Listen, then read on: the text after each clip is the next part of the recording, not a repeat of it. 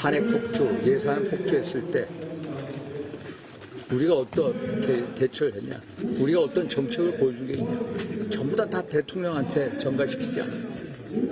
그래서 지금 다 대통령한테 책임져라. 그것은 비겁한 짓이다. 대통령께서 오늘 담화를 통해서 법률적 정책 책임을 지시겠다 말씀하시죠. 법률적 책임, 검찰, 경찰 수사 받으셔야 됩니다. 당당하게 응하시라고 말씀드릴 겁니다.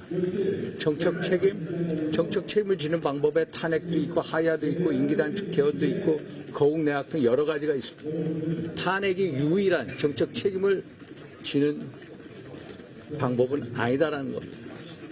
저는 어제 임기단축 개헌을 말씀을 드렸고 대통령은 임기단축 개헌을 통해서 모든 것을 당에다 일임하겠다 말씀하셨습니다.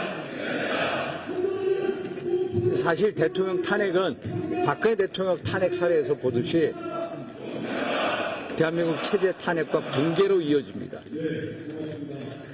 대통령 개인 한 사람을 탄핵하겠다고 하다가 결국 대한민국 체제 탄핵이라는 그런 우려가 우리가 대단히 걱정하는 분야입니다. 윤석열 개인을 지키기 위한 게 아니라 대한민국 체제 또 후손 미래를 지키기 위해서 대통령 탄핵에 반대하는 것입니다. 그러나 우리가 책임을 지지 않겠다는 거 아닙니다. 우리도 같이 정책 책임을 지겠다는 거다.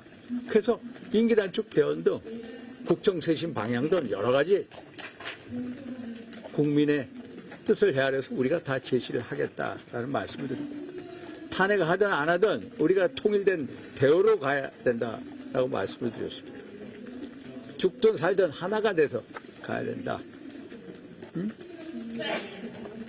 사실 어느 한 분은 국민 말씀하시면서 국민 얘기하는데 사실 지난 2016년 탄핵 때도 제가 최경환 의원과 더불어서 김무성, 김성태 의원한테 읍소를 했습니다.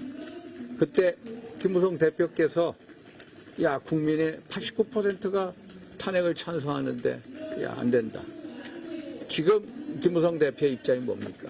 그래서 사실 우리가 국민 여론 수렴해서 우리가 일단 탄핵을 부결시키고 단일된 대우로 탄핵을 우리가 임기단축 개헌 등 우리 나름대로의 국정쇄신에 대한 청사진을 제시하겠다. 그게 당이 중심이 돼서 하겠다는 말씀을 드린 겁니다.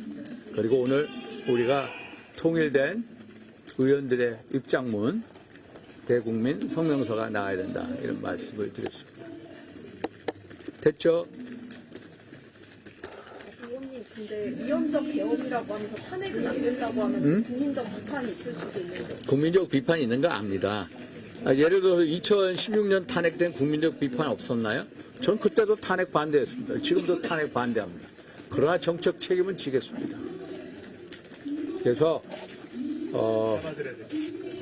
우리는 오늘의 국민도 보지만은 내일의 국민 또 미래의 국민도 보고 있다라는 말씀도 드립니다.